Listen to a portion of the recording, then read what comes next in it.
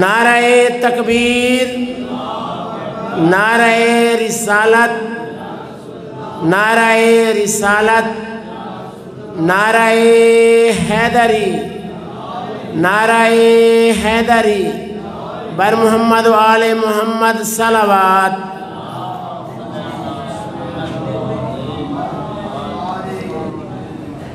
اعوذ باللہ من الشیطان الرجیم، بسم اللہ الرحمن الرحیم، الحمد للہ رب العالمین، الحمد للہ الواحد الحکیم الصمد الذي كان من عز صفاته إنه لم يلد ولم يولد، وعرفنا وحدانيته بقوله ولم يكن له كفوا أحد۔ الصلاة والسلام على أفضل العدد، على عبد المؤيد، الرسول المسدد، المصطفى الأمجد، المحمود الأحمد، حبيب الأحد الصمد، أبي القاسم محمد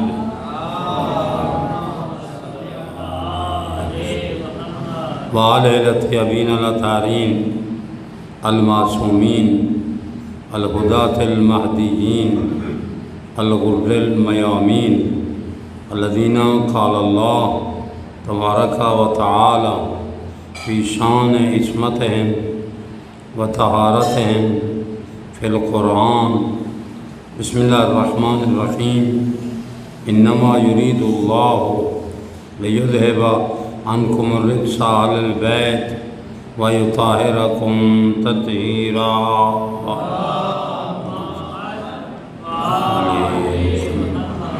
رحمة الله على أحبابهم ولعنة الله على ظالميهم وقاتليهم ملونين إلى قيام يوم الدين۔ أما بعد فقد قال الله تبارك وتعالى وقوله الحق، بسم الله الرحمن الرحيم، قل اعملوا فسيرى الله عملكم ورسوله والمؤمنون ثم تردون إلى عالم الغيب والشهادة فينبئكم بما كنتم تعملون۔ درود و صلوات بآواز بلند۔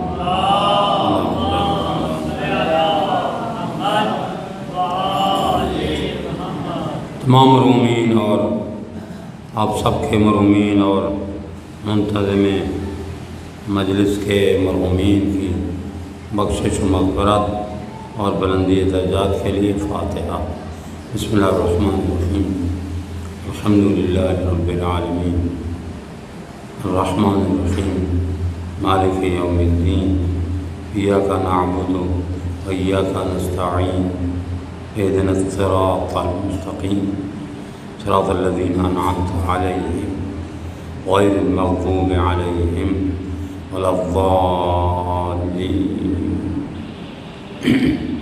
بسم اللہ الرحمن الرحیم، قل هو الله أحد الله الصمد لم يلد ولم يولد ولم يكن له كفوا أحد۔ بسم الله الرحمن الرحيم، قل هو الله أحد الله الصمد لم يلد ولم يولد ولم يكن له كفوا أحد۔ بسم الله الرحمن الرحيم، قل هو الله أحد الله الصمد لم يلد ولم يولد ولم يكن له كفوا أحد۔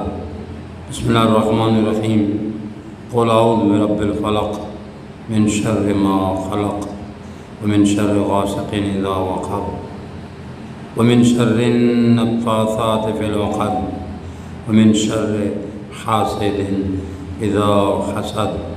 بسم الله الرحمن الرحيم، قل أعوذ برب الناس ملك الناس إله الناس من شر الوسواس الخناس الذي يوسوس في صدور الناس من الجنة والناس۔ اللهم صل على محمد وآل محمد بحق محمد وآل محمد علیہ السلام۔ یا اللہ، قرآن مجید کی تلاوت تمام مرحومین مومن مومنات مسلمین مسلمات مرحومین علماء شہداء عزاداران اور حاضرین کے مرحومین اور منتظم مجلس کے مرحومین متعلقین کے ارواح کو پہنچا۔ اللہ مرحومین پر اپنی بے حساب رحمتیں اور محمد و آل محمد علیہ السلام کی زیارت اور شفاعت نصیب فرما۔ بندن پاک کا واسطہ مرحومین کو برزخ کی نعمات نصیب فرما، برزخ کی مشکلات آسان فرما، مرحومین کی نیکیاں قبول فرما، مرحومین کے خطاؤں سے درگزر فرما، ہم تمام سمیت مومنین کی عاقبت بالخیر فرما، فتن و فساد سے محفوظ فرما، محبت اہل بیت کے صدقے ہماری صفوں میں محبتیں پیدا فرما، اتفاق و اتحاد قائم فرما، فرقہ واحیت، نفرت و غرورت، اختلاف و انفراد سے نجات عطا فرما۔ بندن پاک کا واسطہ محمد و آل محمد علیہ السلام کی زیارت اور شفاعت کی خاطر ہمیشہ ہمیشہ اصلاح کی توفیق عطا فرما۔ محمد و آل محمد علیہ السلام کے شیعہ عہدہ جہاں جہاں موجود ہیں، اللہ ان کی اور حاضرین کی اور منتظمین کی پروردگار عزت و ناموس، دین و ایمان کی حفاظت فرما۔ محمد و آل محمد کا واسطہ جو بیمار ہیں شفا یاب فرما، بالخصوص حاضرین کے بیمار اور حاضرین میں ہم سب بیماروں کو اخلاقی، روحانی، جسمانی ہر بیماری سے شفا یاب فرما۔ مومنین مومنات کے دلوں میں جو نیک ارادے ہیں تیری ذات عالم میں ذات و صدور ہے، وسیلہ محمد و آل محمد علیہ السلام ہیں، ان کے وسیلے سے تمام مومنین ملتمس دعا اور حاضرین مومن مومنات کی دعاؤں کو مستجاب فرما۔ تمام دعاؤں کی قبولیت کا وسیلہ خلوص دل سے صلوات صلی علی محمد وآل محمد۔ ماشاءاللہ یہ دنیا کا دستور ہے کہ دنیاوی کسی سردار کا نوکر ہو تو کوشش کرتا ہے کہ میں اپنے سردار کو خوش رکھوں تاکہ مجھے ملازمت سے چھٹی نہ کرا، کہیں کوتاہی ہو گئی تو میرا سردار ناراض ہو جائے گا۔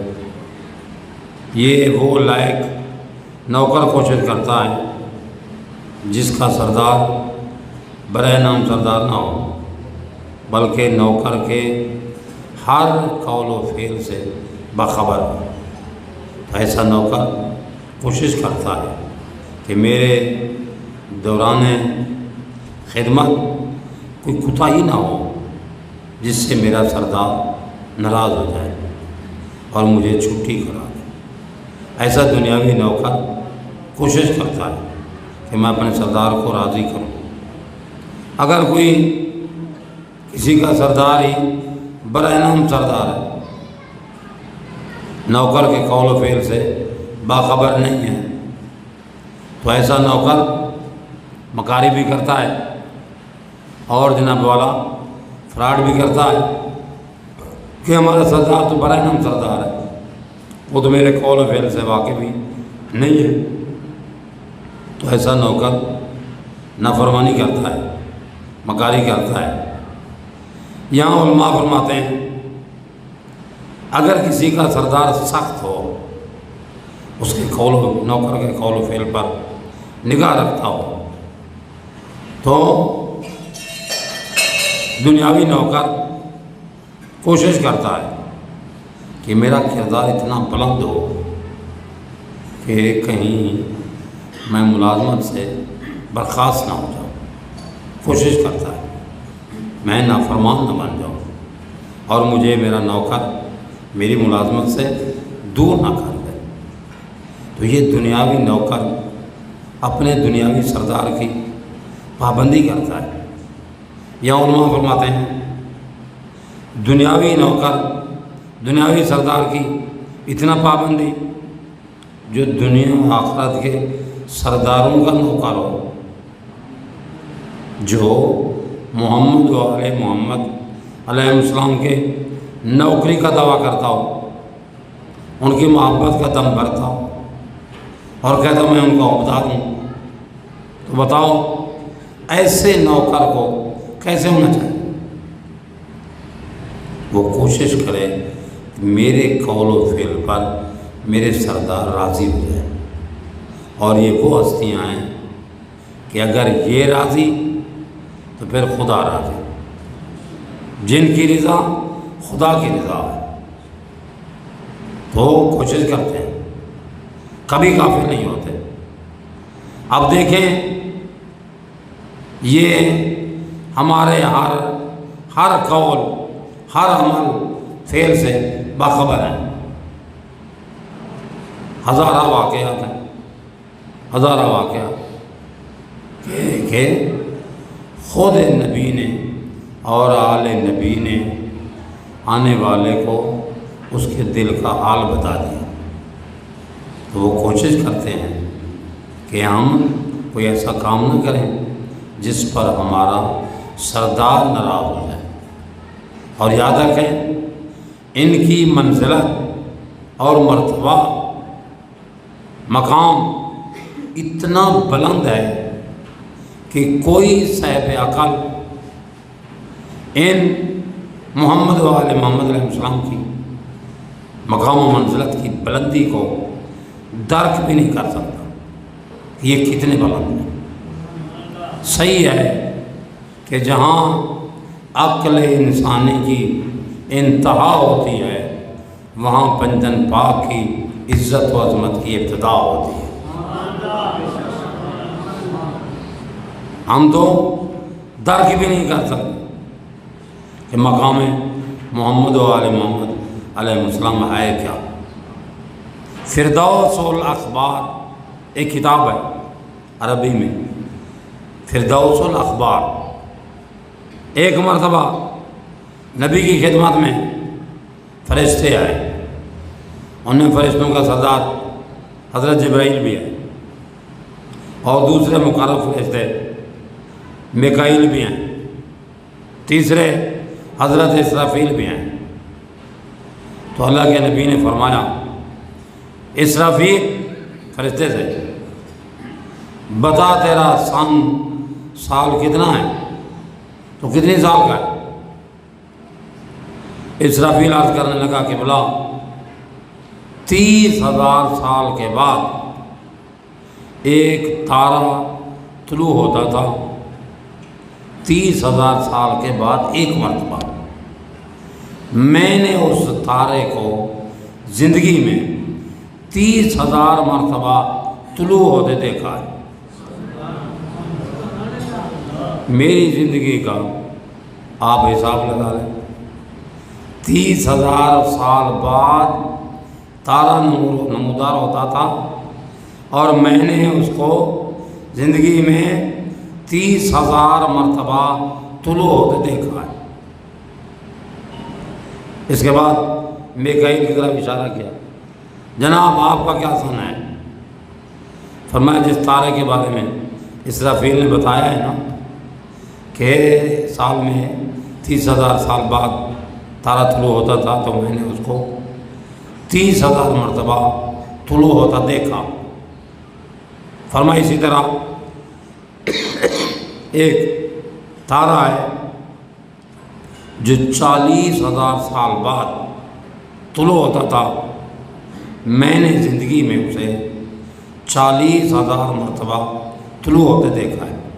صلوات پڑھیں باوجود میں۔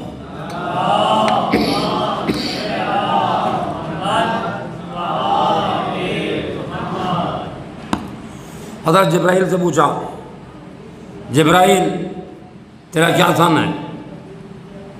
سرکار میں نے بھی ایک تارا دیکھا ہے، 70,000 سال کے بعد ایک مرتبہ، جو 70,000 سال کے بعد ایک مرتبہ طلوع ہوتا تھا، میں نے زندگی میں اسے 70,000 مرتبہ طلوع ہوتے دیکھا ہے۔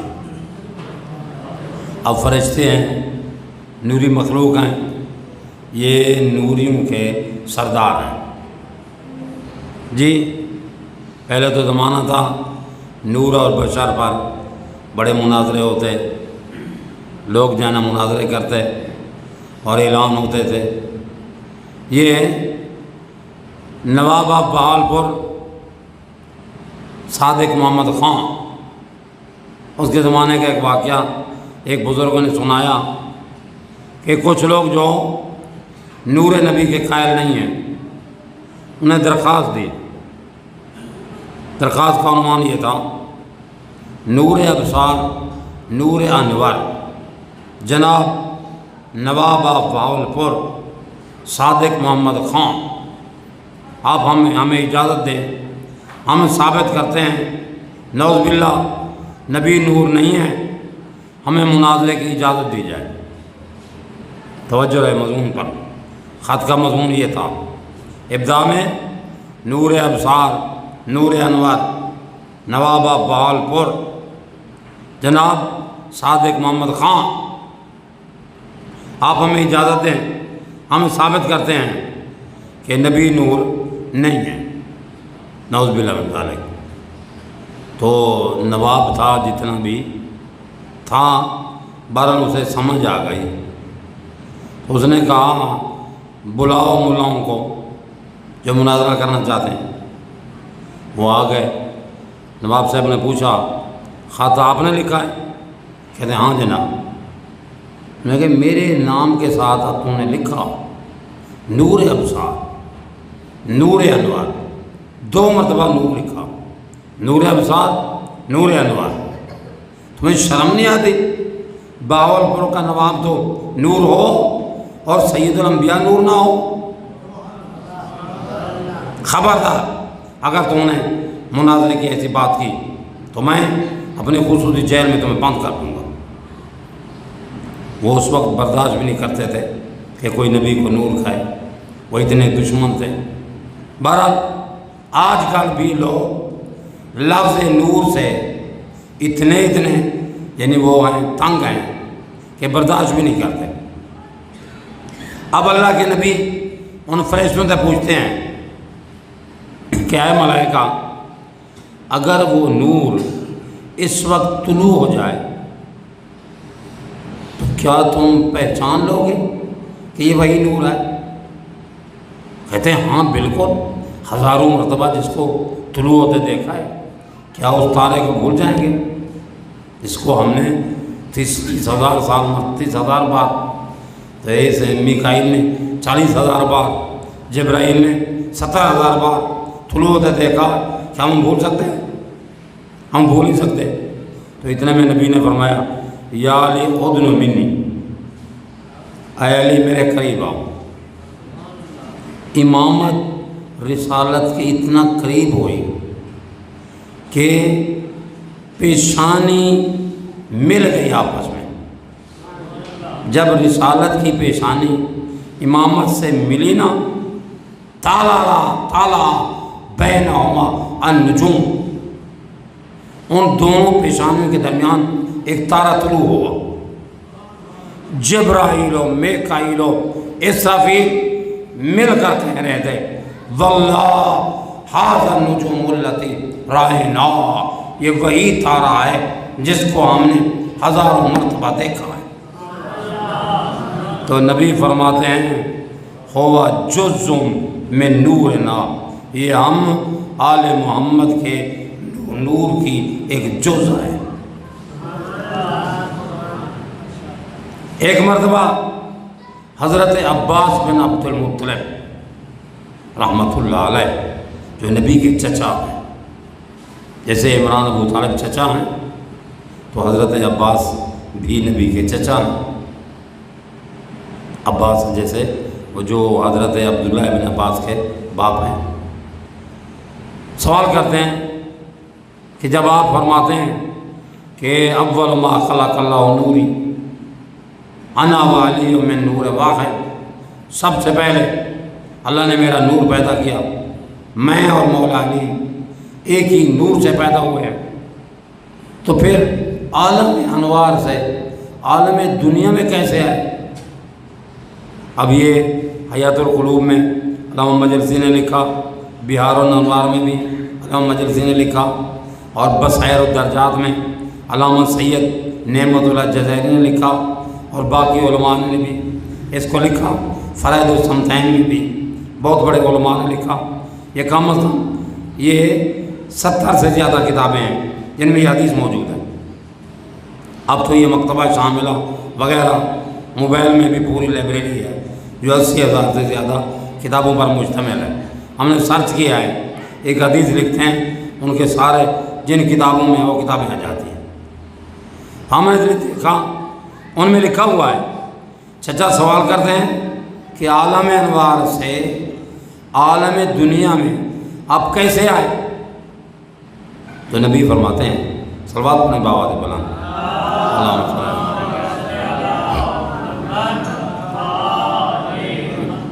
بارے دیگر بآواز بلند صلوات، اللہم صلی علی محمد وآل محمد۔ یہ جو قاعدہ کلیہ ہے نا، درمیان میں وقف درود کے نہیں ہونا چاہیے، آخری وقف ہو، یعنی سانس نکالنا ہے تو آخر میں وقف نہیں کرنا، جیسے انقلابی درود پڑھتے ہیں جی، انقلابی وہ پڑھتے رہیں، آپ نے درود میں سانس نہیں لینا۔ اللہم صلی علی محمد و آل محمد۔ اگر یہ درود وقف والا میں نے اور آپ نے تشہد میں پڑھ دیا تو مراجع کا فتویٰ ہے کہ آپ نے جو ہے آل اور نبی کے درمیان وقف کیا ہے، جان بوجھ کر، اس سے آپ کی نماز صحیح نہیں ہوگی۔ لہذا ایک ہی سانس میں آخر میں سانس نکالیں، بآواز بلند صلوات پڑھیں، اللہم صلی علی محمد و آل محمد۔ فرمایا چچا جان، سب سے پہلے اللہ نے کلام کو پیدا کیا، پھر روح کو پیدا کیا، اور روح اور کلام کو مخلوط کیا تو ان سے پنجتن پاک کے نور خلق ہوئے۔ پھر جب یہ نور پیدا ہو گئے، اللہ نے ہمارے نور کو شگافتہ کیا، میرے نور کو کھولا، خلق من نوری نور العرش۔ اللہ نے میرے نور سے عرش معلیٰ کو پیدا کیا۔ فرمایا نور العرش من نوری و نوری من نور اللہ۔ فرمایا عرش معلیٰ کا نور میرے نور کی جز ہے، اور میرا نور منبع نور خدا ہے۔ اس کے بعد اللہ کے نبی فرماتے ہیں، ثم فتح نور علی ابن ابی طالب علیہ السلام۔ اللہ نے مولا امیر کے نور کو شگافتہ کیا، کھولا، تو فرمایا خلق من نور علی نور الملائکہ، فرشتوں کو پیدا کیا، مولا امیر کے نور سے فرشتوں کو پیدا کیا۔ نور الملائکہ من نور علی، فرشتوں کا نور میرے بھائی مولا علی کے نور کی جز ہے، اور میرے مولا علی کے نور، علی کا نور اللہ کے نور کا مرقع ہے۔ اس کے بعد نبی فرماتے ہیں ثم فاتح من نوری ابنتی الفاطمہ سلام اللہ علیہا۔ اس کے بعد اللہ نے میری بیٹی رسالت کا ٹکڑا صدیقۃ الکبریٰ زہرا صلوات اللہ علیہا کے نور کو شگافتہ کیا، کھولا، خلق من نور زہرا۔ فرمایا بی سیدہ کے نور کے ذریعے اللہ نے زمین و آسمان کو پیدا کیا۔ فرمایا نور السماء والارض من نور زہرا، آسمان اور زمین کا نور میری بیٹی صدیقۃ الکبریٰ کے نور کی جز ہے۔ نور زہرا من نور اللہ، میری بیٹی کا نور اللہ کے نور کا مرقع ہے۔ فرمایا ثم فاتح ابنی نور الحسن، اللہ نے پھر میرے بیٹے مولا حسن کے نور کو شگافتہ کیا۔ تو فرمایا میرے بیٹے مولا حسن کے نور سے اللہ نے سورج اور چاند کو پیدا کیا۔ سورج اور چاند کا نور میرے بیٹے امام حسن کے نور کی جزء ہے، اور میرے بیٹے امام حسن مجتبیٰ کا نور اللہ کے نور کا منبع ہے۔ فرمایا ثم فاتح کا میں نور الحسین، اللہ نے میرے بیٹے مولا حسین کے نور کو کھولا۔ خلق من نور الحسین، اللہ نے مولا حسین کے نور سے جنت کو پیدا کیا اور حوروں نے جنت کو پیدا کیا۔ جنت اور حوروں کا نور میرے بیٹے حسین کی جزء ہے، اور میرے بیٹے حسین کا نور اللہ کے نور کا منبع ہے۔ دیکھیں کائنات میں کوئی شے ایسی نہیں ہے جو ان کے نور کے صدقے پیدا نہ ہو، کوئی شے ایسی نہیں ہے۔ آسمان، فرشتے، سورج، چاند، جنت، حوران جنت، یہ ان پنجتن پاک کے نور کے صدقے پیدا ہوئے۔ تو خوش نصیب ہے جن کے نور کے صدقے کائنات بنی ہے، اور یہ بندہ ان پاک ہستیوں کا عہدیدار ہے۔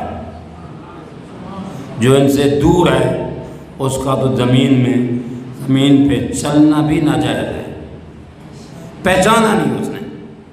اور بڑی لطیف گفتگو جناب صاحب کشف الغمہ من معرفت الائمہ میں لکھتے ہیں لما خلق اللہ آدم و حوا تبخترا فی الجنہ، جب اللہ نے ابو البشر حضرت آدم کو پیدا کیا اور جناب حوا کو پیدا کیا، تبخترا فی الجنہ، جنت میں فخر و مباح سے چلنے لگے۔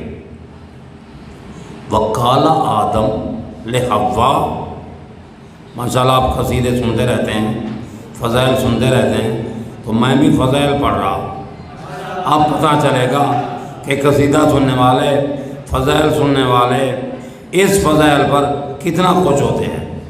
اور یہ فضائل سید الانبیاء کے بیان شدہ فضائل ہیں، غیر معصوم کے نہیں، یہ خود سید الانبیاء نے فرمایا کشف الغمہ میں۔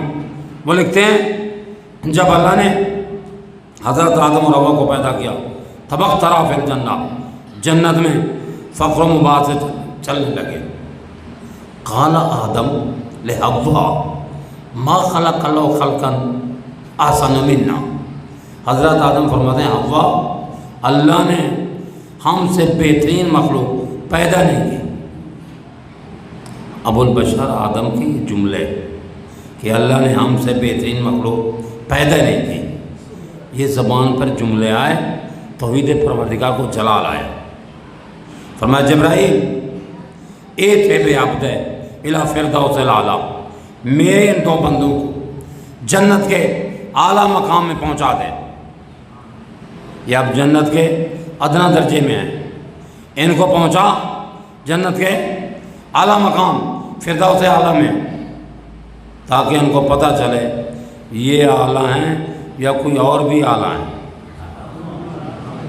اب جناب علامہ اربلی فرماتے ہیں فلما دخلا، جب بابا آدم علیہ السلام اور ام البشر بی بی اماں حوا پہنچی، کیا دیکھا؟ نظر الی جاریۃ وہی جالسۃ علی درنوک من درانک الجنہ قد اشرقت الجنان من نور وجہہا۔ کیا دیکھتے ہیں؟ جنت کے اعلیٰ مقام فردوس اعلیٰ میں ایک کنیز خدا ہے جو جنت کی قلینوں پر تشریف فرما ہے، اور ان کے چہرے کے نور سے جنت روشن ہے۔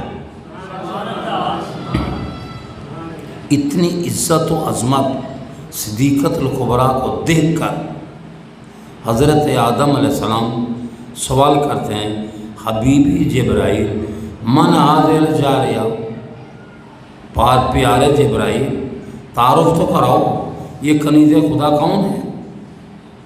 میں آپ سے پوچھتا ہوں، اگر بابا آدم پہچان لیتے تو سوال کرتے کسی چیز کے بارے میں؟ وہ سوال کرتا ہے جو اس کو نہ جانتا ہو، نہ پہچانتا ہو۔ حضرت آدم علیہ السلام اگر پہچان لیتے تو سوال نہ کرتے۔ عالم انوار ہے، صدیقت الکبریٰ کے چہرے کے نور سے جنت روشن ہے۔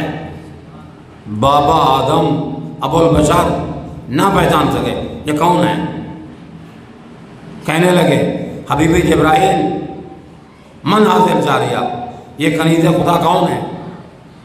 میں آپ سے سوال کرتا ہوں، اگر کوئی اس پاک گھرانے کے فضائل کا انکار کرے تو ہم کہہ سکتے ہیں جن کے شان و مقام کا تو انکار کر رہا ہے، جی تو ہم کہہ سکتے ہیں جن کی عزت و عظمت کو عالم انوار میں تیرا باپ نہ پہچان سکا، تو کیسے کہہ سکتا ہے ہم جیسے؟ اگر آدم جیسے ہوتے، ان کے ہم پلہ ہوتے تو حضرت آدم حضرت جبرائیل سے سوال نہ کرتے۔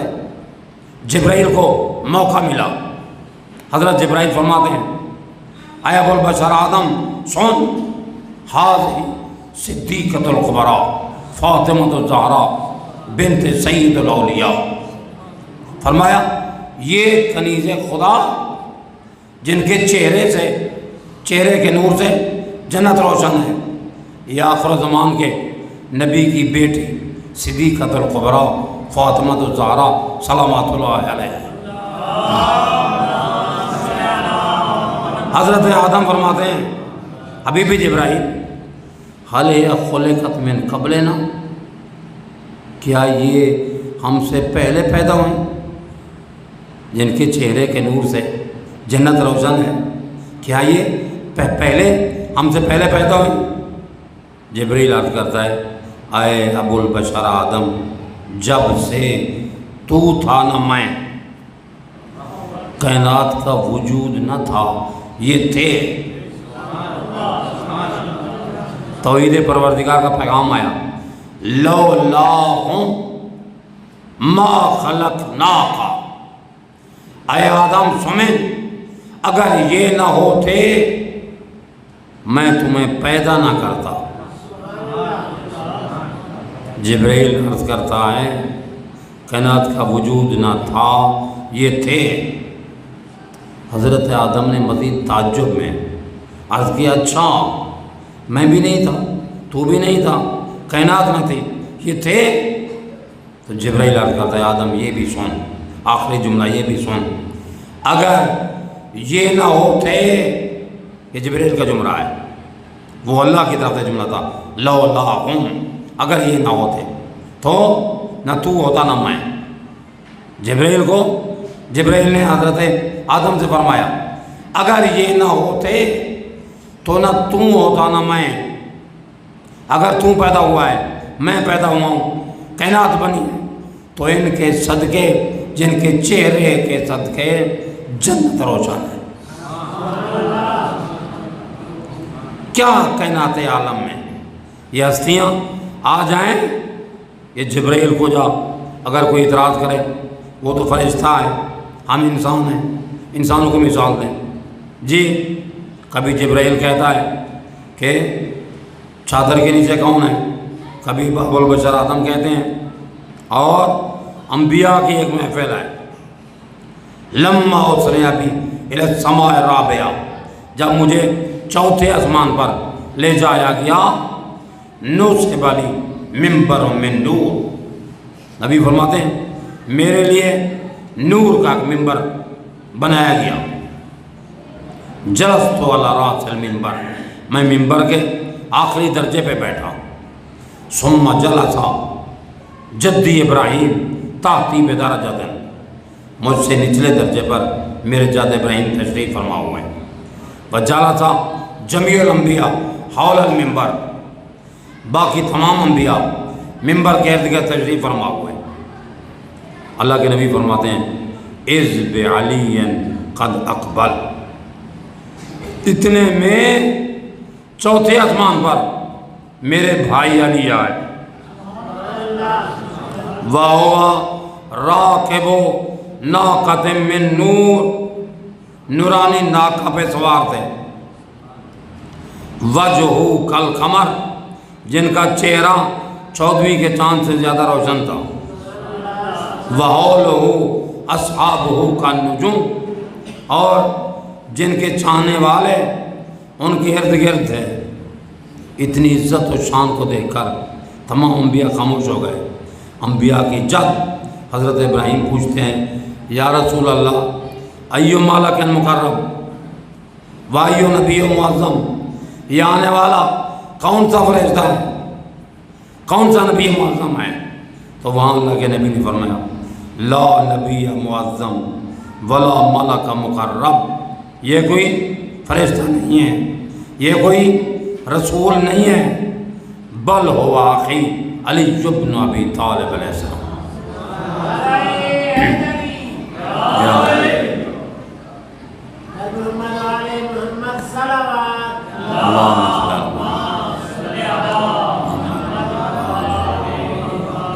پوچھا من حولہ اصحابہ کالنجوم, یہ تاروں کی مانند چمکنے والے مولا کے ارد گرد کون ہیں؟ فرمایا ہم شیعت علی بن ابی طالب علیہ السلام, وہ مولا کے چاہنے والے شیعہ ہیں. اس وقت نبیوں کا مجمع تھا, کتاب کا نام مجمع البحرین ہے کہ جد الانبیاء حضرت ابراہیم نے دعا مانگی اللہم اجعلنی من شیعت علی بن ابی طالب, یا اللہ مجھے مولا علی کے شیعوں میں سے قرار دے. حضرت جبرائیل دعا کی قبولیت کے بعد نازل ہوئے وَإِنَّ مِن شِيَّتِهِ لَإِبْرَاهِيمَ اِذْ جَاءَ رَبَّهُ بِقَلْبٍ سَلِيمٍ. فوراً آیت آئی کہ ابراہیم ان کے شیعوں میں سے تھے. مقام و منزلت بلند ہے, مقام و منزلت بلند ہے جس کو ہم درک نہیں کر سکتے, ہم کو جا ملک نہیں درک کر سکتے. تو آئیے یہی مولا ہیں, مسجد کوفہ ہے, نماز پڑھا کے بہ رہے ہیں, ایک جماعت ہے جو مولا کو سلام کرتی ہے السلام علیکم یا امیر المومنین. جامع الاخبار میں بڑی تفصیل کے ساتھ حدیث مبارکہ ہے.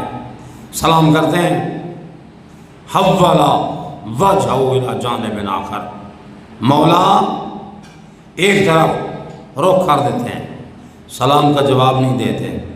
ماشاءاللہ آپ جانتے ہیں سلام کرنا مستحب ہے, جواب واجب ہے.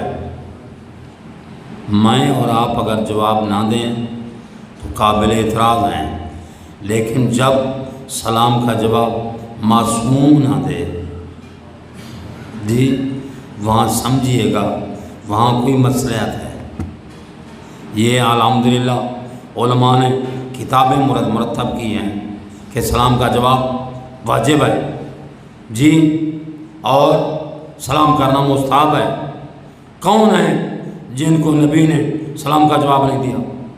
وہ کون ہیں جن کو صدیقۃ الکبریٰ نے جواب نہیں دیا؟ وہ کون ہیں جن کو مولا امیر نے, دوسرے امام نے, تیسرے امام نے, 11ویں امام تک سلام کا جواب نہیں دیا؟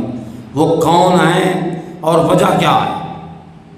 اب دوسری مرتبہ سلام کرتے ہیں مسجد کوفہ میں, دوسری مرتبہ سوال کرتے ہیں, سلام کیا پھر مولا نے جواب نہیں دیا, پھر رخ تبدیل کر دیا. تیسری مرتبہ جب انہوں نے سلام کیا مولا فرماتے ہیں ما لکم, کیا ہو گیا ہے تمہیں؟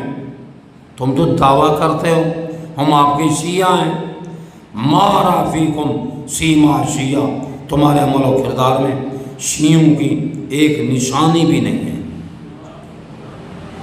صلوات پڑھیں بابا دے بلے اللہ. شیعوں کی نشانی بیان کروں جی, درود بھیجیں بآواز بلند. اللہم صلی اللہ علیہ وسلم. ہمارا معاشرہ اتنا کمزور ہے کہ شیعہ کی کیا نشانیاں ہیں، اہل بیت کے عہدیدار کی کیا نشانیاں ہیں. کچھ نشانیاں قرآن میں ہیں، کچھ نشانیاں حدیث میں ہیں، کچھ نشانیاں آل نبی نے بیان کی ہیں، اور کچھ نشانیاں ہم نے بھی گھڑ لی ہیں. سرٹیفکیٹ دیتے ہیں یہ اصلی شیعہ ہے، یہ 2 نمبر ہے. جی ہم بھی پیچھے نہیں رہے. یعنی شیعوں کی نشانیوں کے وضع کرنے میں، گھڑنے میں ہمارا بھی بڑا کردار ہے. کوئی معمولی کردار نہیں ہے، بڑا کردار ہے. یعنی ان میں ہمارا بھی حصہ ہے. اچھا میں آپ سے پوچھتا ہوں، جو نشانیاں قرآن میں ہیں، جو نشانیاں محمد و آل محمد علیہ السلام کے فرمان میں ہیں، ان کی عظمت عزت زیادہ ہے یا ہماری گھڑی ہوئی علامتوں میں؟ جو قرآن میں ہیں، جو محمد و آل محمد علیہ السلام نے فرمائی ہیں، وہ حقیقی علامتیں ہیں. اور یاد رکھیں جناب علامہ ذیشان حیدر جوادی مرحوم کے جملے ہیں نقوش عصمت میں، فرماتے ہیں اکثر علماء متفق ہیں کہ جب امامت نبوت کے ہاتھوں پہ آئی، اللہ کے نبی نے فرمایا کلمنی یا علی، اے مولا علی میرے ساتھ کلام کریں. تو متفق ہے علماء شیعہ میں سب سے پہلی کلام جو مولا نے نبی کے ساتھ کی سورۃ مومنون کی پہلی 11 آیتیں ہیں. پہلی 11 آیتوں کی تلاوت فرمائی، اور اس میں پہلی خبر ہے قد افلح المؤمنون، مومن کامیاب ہو گئے. کون سے مومن؟ اب وہ علامتیں ہیں، ضرور پڑھیے گا. اگر ہمارے درمیان اگر یہ مذاکرہ ہو جائے کہ ولادت کے بعد رسول کے ہاتھوں پہ مولا امیر نے کون سی آیتیں تلاوت کی، تو جواب آئے گا جو آیتیں تلاوت کی ہیں وہ سورۃ مومنون کی پہلی 11 آیتیں. وہ نشانیاں قرآن میں موجود ہیں. اچھا وہ لکھتے ہیں کہ جب مولا نے قرآن پڑھا نا، اس وقت قرآن ابھی نازل نہیں ہوا تھا. مولا نے قرآن کی تلاوت کی تو لوگ کہتے ہیں یہ کیسے ہو سکتا ہے، قرآن تو ابھی نازل نہیں ہوا تھا. بھئی تعجب کرنے والے، ہم آپ سے پوچھتے ہیں نبی اور امام وہی ہوتے ہیں جو صاحب معجزہ ہوں. اسے اگر مولا امیر کا معجزہ نہیں مانتے تو نبی کا تو معجزہ مانو. وہ نبی معظم جن کے ہاتھوں پہ بے زبان پتھر بھی تسبیح پڑھتے تھے یا نہیں؟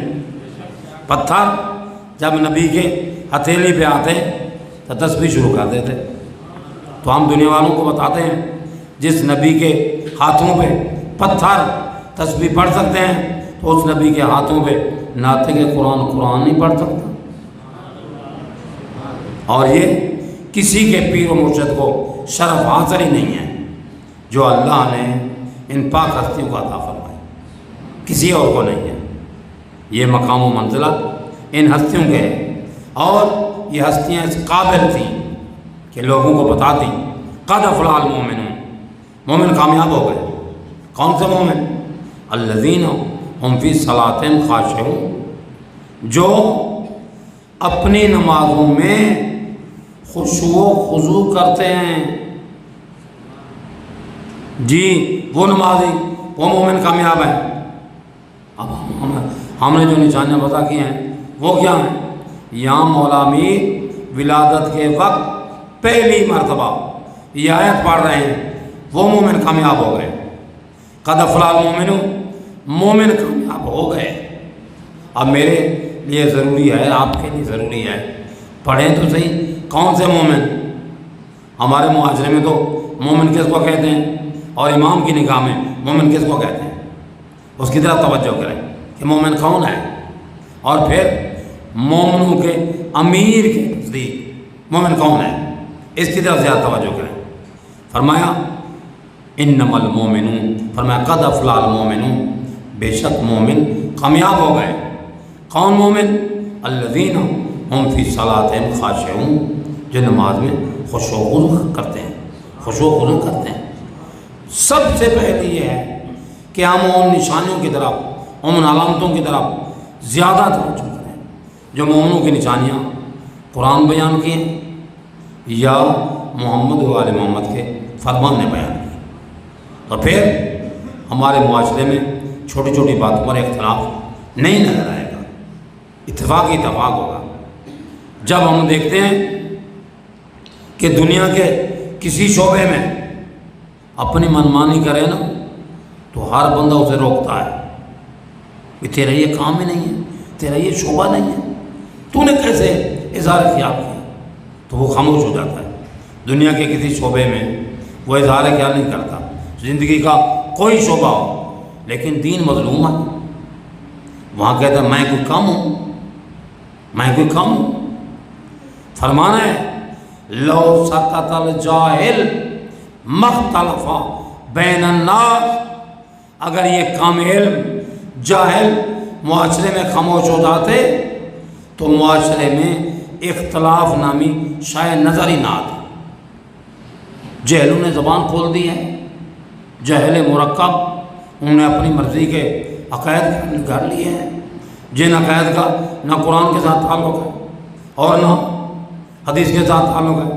اللہ تعالیٰ ان علماء کرام کی معاوضت فرمائے جن نے اسلام آباد میں ایک اجتماع کر کے بہترین پین فلک جو ہے وہ تیار کیا، جس کا عنوان تھا شیعہ مسلمانوں کا مسلمہ عقیدہ توحید۔ آپ تو ممکن درک کر چکے ہیں یا نہیں؟ جب یہ غیروں نے پڑھا، کہتے ہیں ہم اب کہتے ہیں یہ مشرک نہیں ہے، لیکن ادھر ہماری کیا حالت ہے کہ ایک صاحب آ گئے ہیں جس کو شعلہ بیان کہتے ہیں شعلہ بیان، بس آگ لگا دے ایک مرتبہ، پھر بعد میں دیکھا جائے گا۔ جیسے وہ شعلہ بیان، حقیقی شعلہ بیان اب بھی ہیں، شعلہ جو ہے وہ ان کی طرف سے لگتا ہے قوم کو، اور پھر ایجنسیاں جو ہے نا وہ حرکت میں آتی ہیں، اور پھر ان کے جو حامی ہیں وہ پاسپورٹ تھما دیتے ہیں اور وہ صاحب ٹرمپ کے رشتہ داروں کے ساتھ پہنچ جاتا ہے۔ آج بھی ہیں وہ، اب وہ کھلے عام، ایک صاحب کہہ رہے تھے کھلے عام مولا امیر علیہ السلام کو اسد اللہ مانتے ہو؟ ہاں جی اسد اللہ مانتے ہیں، اس میں کوئی شک ہے؟ یہ تو لقب ہے، اسد اللہ مولا ہمارے مولا کا لقب ہے۔ کہتے ہیں کیسے مانتے ہو؟ میں تمہیں بتاتا ہوں کہ اسد اللہ کون ہے۔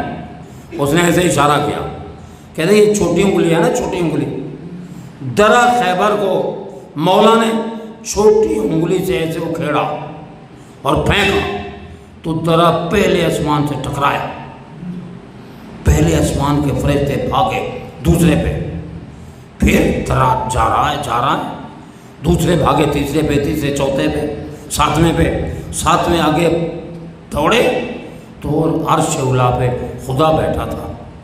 اس نے فرشتوں کو دوڑتے ہوئے، نعوذ باللہ من ذالک، نقل کفر نہ باشد، دوڑتے ہوئے دیکھا تو کہنے لگا ہماری یعنی اپنی اصطلاح کے مطابق اوئے کیا تھی وہ، کیا ہے وہ؟ انہیں آیا کہ تم خیر منا، دروازہ اندھا بھائی۔ یہ سن کر خدا بھی گر پڑے، بندے کھڑے ہو گئے، دم دم دم دم۔ یہ شعلہ بیان ہیں جن کے شعلوں سے آپ بھی بچیں اور دین کو بچائیں۔ یہ بے لگامیں ہیں، یہ مذہب کی بدنامی کا سبب ہیں، بچائیں ان کو، اپنے معاشرے میں ہمدرد بنیں، اپنا لہجہ انداز بیاں کو تبدیل کریں تاکہ معاشرے کی اصلاح کسی ایک کے لیے خاص نہیں ہے، ہر جو معاشرے کا فرد ہے اس پر لازم ہے کہ کھلم کھلا کفریہ کلمہ۔ وہاں ایک صاحب بیٹھے تھے اپ ٹو ڈیٹ، کہنے لگے جناب ساتھ والے کو کہنے لگے یہ جو تقریر کر رہا ہے نا اس کا عقیدہ ہے یا تمہارے پورے شیعوں کا؟ تو اس نے تھوڑا سا توقف کیا، اس نے بس بس دیکھ لیا ہے، اگر یہ اس کا عقیدہ ہے یا پوری ملت کا تو تمہارے کافر ہونے کے لیے یہی کافی ہے۔ ناراض نہیں ہوگے تو صلوات پڑھیں بآواز بلند۔ محمد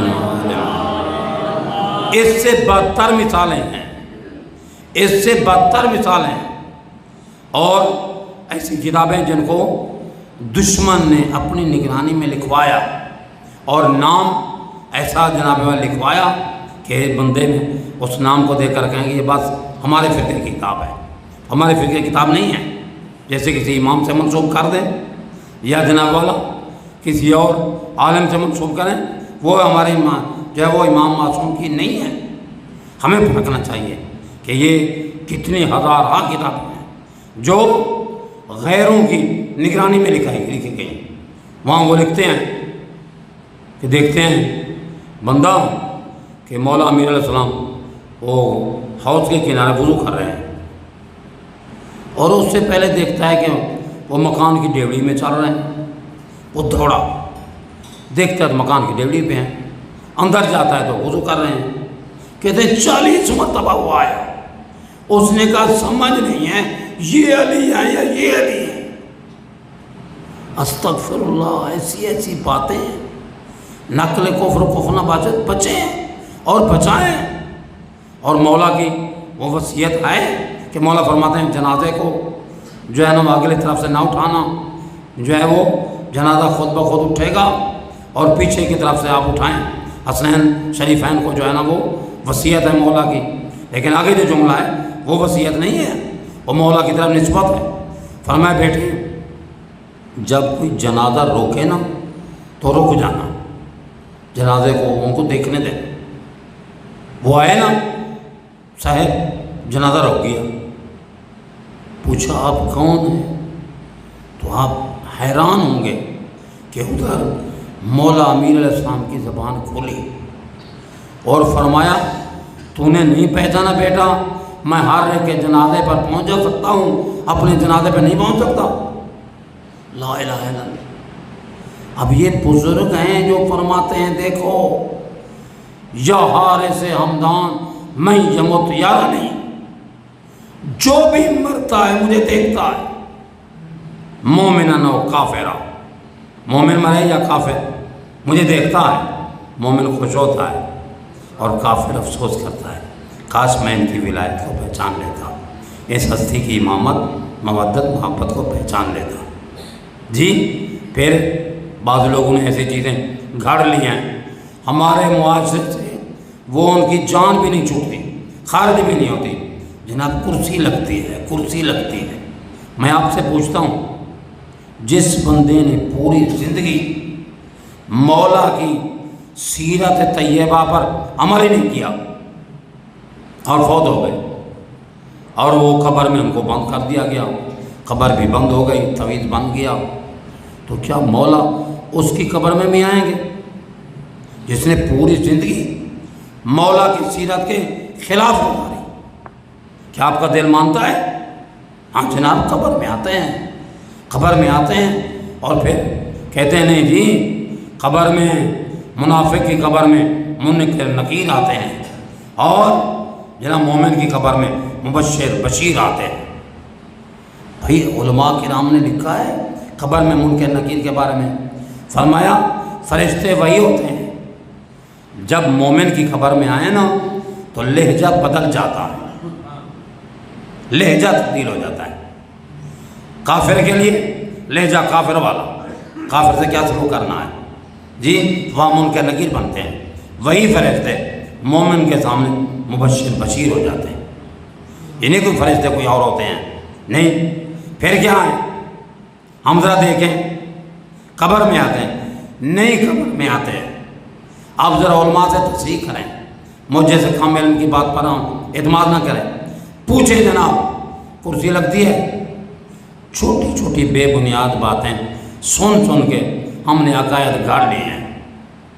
ادھر مجھے یاد ہے کہ بلا استاد العلماء اعلی علامہ قوم شریف گئے شاگرد میں بھی ساتھ تھا، تو وہاں قبلہ نے تقریر کی، اور تقریر کے دوران وہاں قبلہ علامہ مفتی عنایت علی شاہ علی اللہ مقامہ شریف موجود تھے۔ تو قبلہ نے فرمایا اس سید زادے پر رحم کرو، رحم کرو۔ بندے حیران ہو گئے، بھی کیا رحم کریں، مدد کریں، کوئی چندہ اکٹھا کرے، کیا رحم کریں؟ قبلہ نے فرمایا ابھی کوئی فوت ہوگا تو مفتی صاحب آ جائیں گے اور جنازے کی آخری دعا میں کہیں گے اللہم انا ھذا عبدک۔ وہ عبد کہتے ہیں نوکر، بندہ، جی پیروکار، مطیع۔ مفتی صاحب کہہ دیں گے فوراً اللہم انا ھذا عبدک۔ وہ عبد تھا نہیں، عبد ہوتا تو دین کا پابند ہوتا، فرض ادا کرتا، حرام سے بچتا۔ مفتی صاحب کہہ رہے ہیں، قبلہ نے فرمایا پہلے اپنی اصلاح کر لو، پھر مفتی صاحب کا یہ کہنا اللہم انا ھذا عبدک، یہ تیرا بندہ آیا ہے، وہ صحیح ہو جائے گا۔ اپنی اصلاح کرو پہلے، تاکہ مفتی صاحب کا جملہ جھوٹ نہ ہو۔ رحم کرو مظلوم صحت پر، مظلوم صحت پر رحم کرو۔ پھر دوسرا مسئلہ کہنے لگے وابن عبدک، یا اللہ تیرے نوکر کا بیٹا ہے، وہ بھی بے پرواہی میں، دین سے لاپرواہی میں اس کا بھی باپ تھا۔ وابن امتک، اور تیری نوکرانی کا بیٹا ہے، وہ بھی وقت کی یہ تھی نہ ان کو حلال کا پتہ تھا نہ حرام کا پتہ تھا۔ فرمایا رحم کرو، اپنے عقائد گھڑے ہوئے خود ساختہ عقائد سے منحرف ہو جاؤ، عقائد حق کا اپناؤ، اپنی زندگی کو معصومین کی سیرت کے مطابق بناؤ، تاکہ کہنے والا جب موت کے وقت کہہ رہا ہو اللہم انا ھذا عبدک، تو اس کا یہ کہنا صادق ہو، سچا ہو۔ اللہ ہم سب کو جن کو مانتے ہیں ان کی بھی ماننے کی توفیق عطا فرمائے، ان کے اقوال پر عمل کی توفیق عطا فرمائے۔ دیکھیں پوری زندگی اگر میں نے اپنی مرضی سے گزاری ہے، پھر تمہ رکھوں انشاءاللہ یہ کریم ہیں، یہ ہستیاں مجھے بخشوا دے گی، تو یہ خام خیال ہے۔ یہ نہیں ہو سکتا کہ میں دین میں اپنی مرضی کروں اور آخر میں یہ خوش فہمی میں مبتلا ہو جاؤں کہ یہ کریم ہستیاں، نہیں ہو سکتا۔ دھوکہ ہے، اپنے ساتھ دھوکہ ہے۔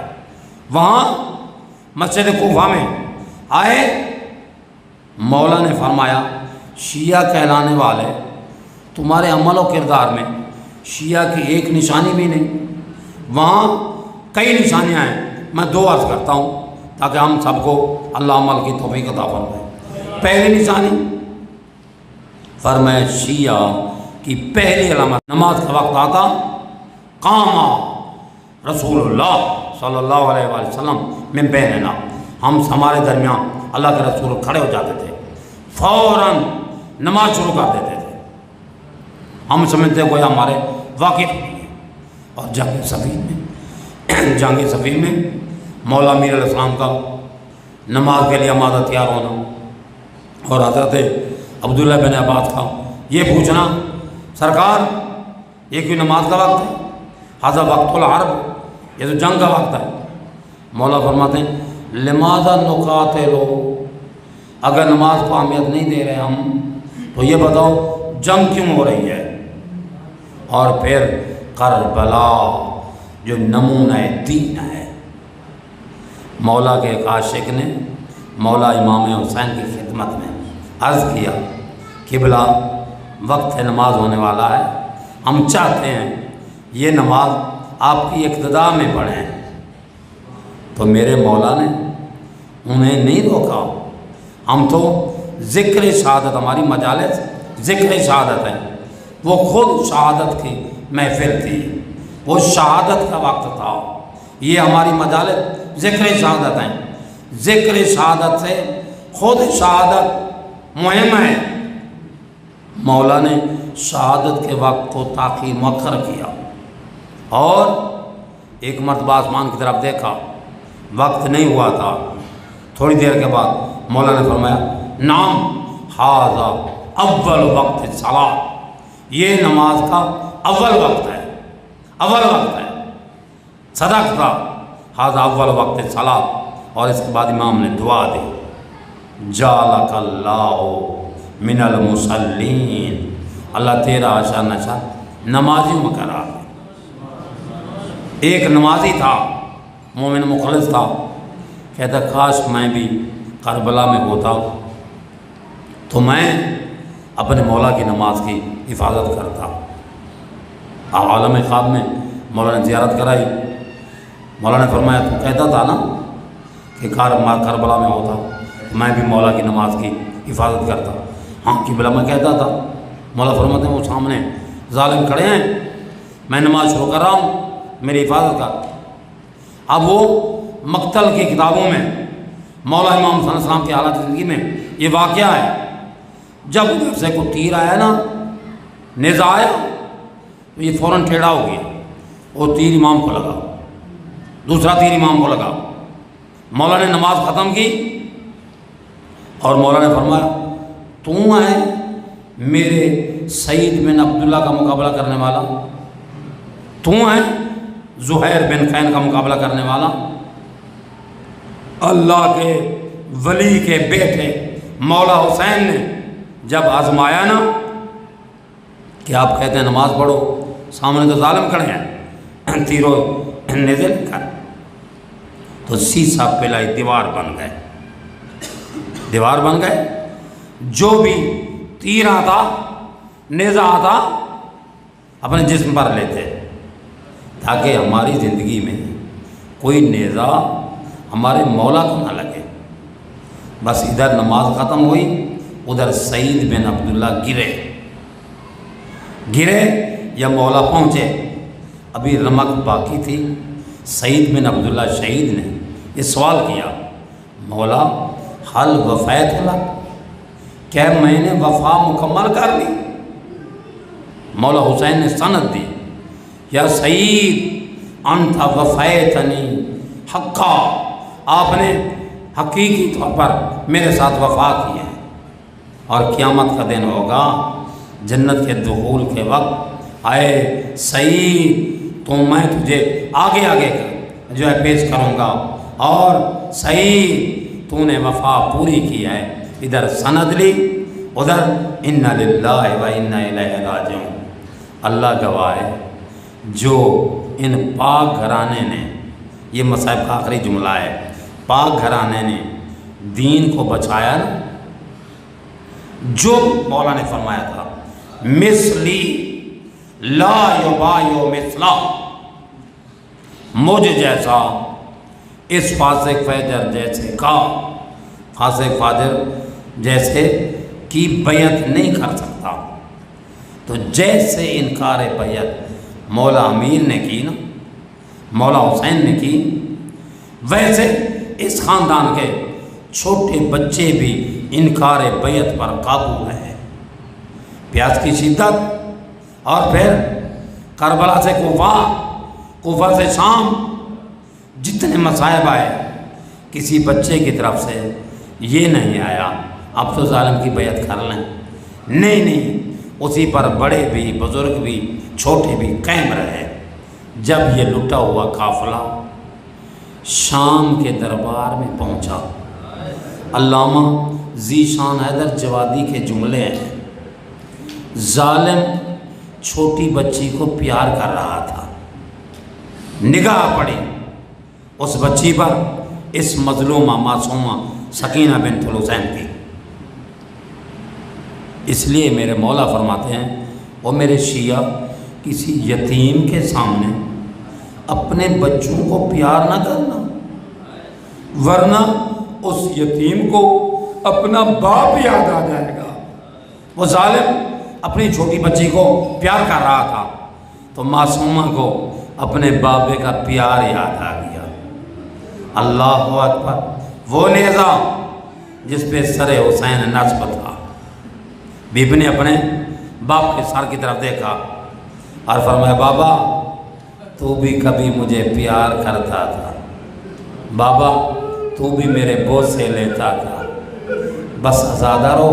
یہ معصومہ کی آواز کے جملے ظالم نے سنے۔ کہتا ہے معصومہ کیا تیرے بابا تجھ سے زیادہ پیار کرتے تھے؟ بی بی فرماتے ہیں لا ریب فی، اس میں کوئی شک نہیں، میں بابے کے سینے کا تعویذ تھی، میں بابے کو بہت پیاری تھی۔ اب ظالم کی طرف سے ایک عجیب سوال ہوتا ہے، کہتا ہے اگر بلا تو اپنے باپ کے سر کو، اگر تیرے باپ کا سر تیری گود میں آ گیا تو میں مان لوں گا۔ علامہ ذیشان حیدر مرحوم لکھتے ہیں بی بی نے اپنے قمیض کا جلا ہوا دامن پھیلایا اور فرماتی ہیں بابا میری یتیمی کا واسطہ، میری غربت کا واسطہ، ایک مرتبہ میری جھولی میں آؤ۔ ابھی یتیمہ کے الفاظ ختم نہیں ہوئے کہ مولا کے سر نے پرواز کی، معصومہ کی جھولی میں آیا۔ بس آزادہ رہو۔ صاحبان مقتل لکھتے ہیں کربلا سے کوفہ سے لے کر شام تک کسی کو معصومہ سکینہ نے مصائب نہیں سنائے، لیکن یہ جو دربار میں سر آیا نا معصومہ کی جھولی میں، یہاں معصومہ نے اپنے مصائب اپنے بابا کو خود سنائے۔ رحمت بابا تیری شہادت کے بعد ظالم نے مجھے تماچے مارے، بابا تیری شہادت کے بعد ظالم نے میرے گوشوارے اتارے، بابا تیری شہادت کے بعد ظالم نے میری چادر اتاری۔ بی بی رو رہی تھی کہ مولا فرماتے ہیں ظالم یہ سر لے لے۔ زندان میں ایک جملہ ہے بی بی کی مظلومیت کا۔ آدھی رات ایک مرتبہ بی بی رو کر اٹھی بابا بابا کر کے، تو جناب شریک خط الحسین فرماتی ہیں بیٹا سجاد خواب میں تیری بہن نے بابا کو دیکھا ہے، اب یہ گریہ بند نہیں ہوگا، تو دربار سے اپنے باپ کا سر لے آ۔ تو اب ظالم کے ایلچی آئے قید خانے میں، رونے کی وجہ کیا ہے؟ تو میرے مولا فرماتے ہیں میری بہن رو رہی ہے، خواب میں بابے کو دیکھا ہے، اگر میرے بابے کا سر مل جائے نا میری بہن کا گریہ رک سکتا ہے۔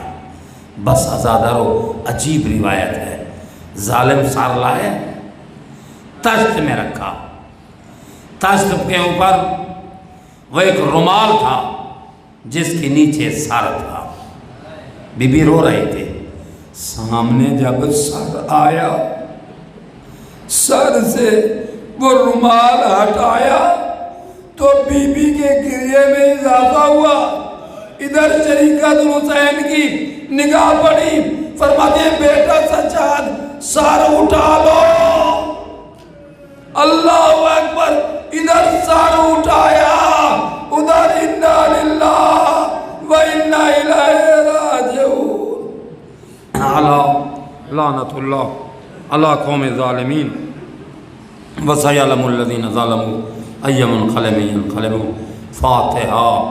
بسم اللہ الرحمن الرحیم، الحمدللہ رب العالمین، الرحمن الرحیم، مالک یوم الدین، ایاک نعبد و ایاک نستعین، اہدنا الصراط المستقیم، صراط الذین انعمت علیہم غیر المغضوب علیہم ولا الضالین۔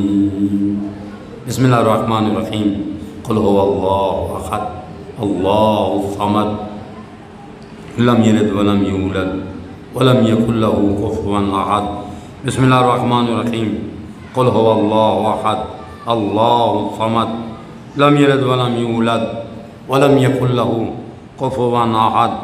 بسم اللہ الرحمن الرحیم، قل هو اللہ احد اللہ الصمد لم يلد ولم يولد ولم يكن له كفوا أحد بسم الله الرحمن الرحيم قل أعوذ برب الفلق من شر ما خلق ومن شر غاسق إذا وقب ومن شر النفاثات في العقد ومن شر حاسد إذا حسد بسم الله الرحمن الرحيم قل أعوذ برب الناس ملك الناس إله الناس من شر الوسواس الخناس الذي يوسوس في صدور الناس من الجنة والناس اللهم صل على محمد وآل محمد بحق محمد وآل محمد علیہ الصلوۃ والسلام۔ یا اللہ قرآن مجید کی تلاوت ذکر محمد وآل محمد علیہ السلام کو تمام مرومین مومن مومنات مسلمین مسلمات اور حاضرین کے مرومین اور بالخصوص مرحوم مقبول خواجہ سہیل رضا، خواجہ حاجی احمد بخش اور خواجہ فیض الحسن اور ان مرومین کے تمام مرحومین پر اپنی رحمتوں کا نزول فرما۔ محمد و آل محمد علیہ السلام کی زیارت اور شفاعت نصیب فرما، برزخ کی نعمات سے مشرف فرما، برزخ کی مشکلات آسان فرما۔ محمد و آل محمد کا واسطہ مرحومین سے جو فرض و واجبات رہ گئے ہیں ان کے تمام وارثوں کو ہم سب کو ادائیگی کی سعادت نصیب فرما، عاقبت بالخیر فرما۔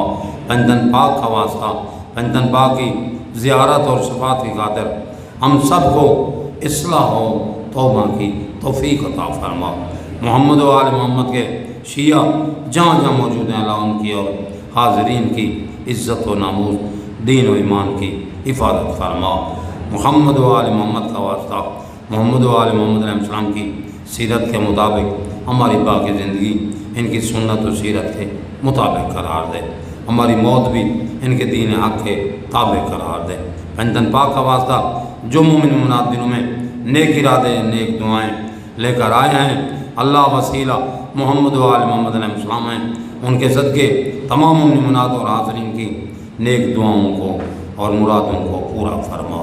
پنجتن پاک کا واسطہ تمام بیماروں کو شفا یاب فرما، بالخصوص حاضرین کے بیماروں کو ہم سب کو اخلاقی روحانی جسمانی بیماریوں سے شفا یاب فرما۔ محمد و آل محمد کا واسطہ دعاؤں کو مستجاب فرما۔ اللہم کل ولیک حجت ابن الحسن صلواتک علیہ وعلی آبائہ فی هذه الساعة وفی کل ساعة ولیا وحافظا وقائدا وناصرا ودلیلا وعینا حتی تسکنہ ارضک طوعا وتمتعہ فیہا طویلا۔ دعاؤں کی قبولیت کے لیے باوجہ بلند صلوات۔